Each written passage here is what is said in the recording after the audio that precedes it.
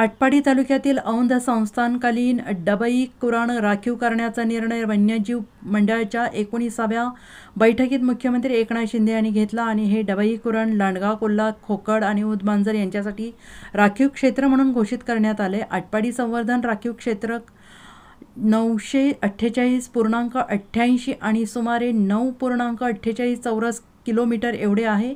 डबई कुरणांवर परिसरातील शेतकरी, पशुपालक आणि मेंढपाळ अवलंबून असून त्यांचा पारंपरिक मेंढपाळीचा व्यवसाय संपुष्टात येण्याची चिन्हे दिसत आहेत।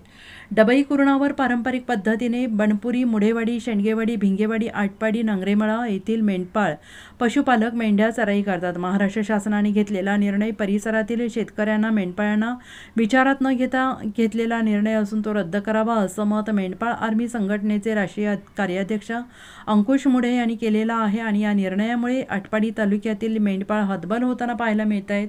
आटपाडी तालुक्यात टेंभूचं पाणी आल्याने पारंपरिक पड जमिनी ओलिताखाली आलेल्या आहेत, त्यामुळे भटक्या मेंढपाळ समुदायांना सरकारी गायराने आणि कुरणे हक्काची ठिकाणे असतात। अलीकडे आटपाडी संवर्धन राखीव या नावाने ओळखले जाणारे संवर्धन राखीव क्षेत्र यामध्ये मेंढपाळांना मेंढ्या चराई करू दिली जात नाही। या डबई कुरणांवर पारंपरिक पद्धतीने मेंढी चराई करण्यास सूट मिळावी आणि आटपाडी संवर्धित राखीव क्षेत्र तयार करण्याचा निर्णय रद्द करण्यात यावा ही मागणी घेऊन मेंढपाळ आर्मी संघटनेच्या वतीनं तहसीलदार सागर ढवळे यांना पत्र दिले आणि यावेळी आटपाडी तालुक्यातील मेंढपाळ मोठ्या संख्येनं उपस्थित होते।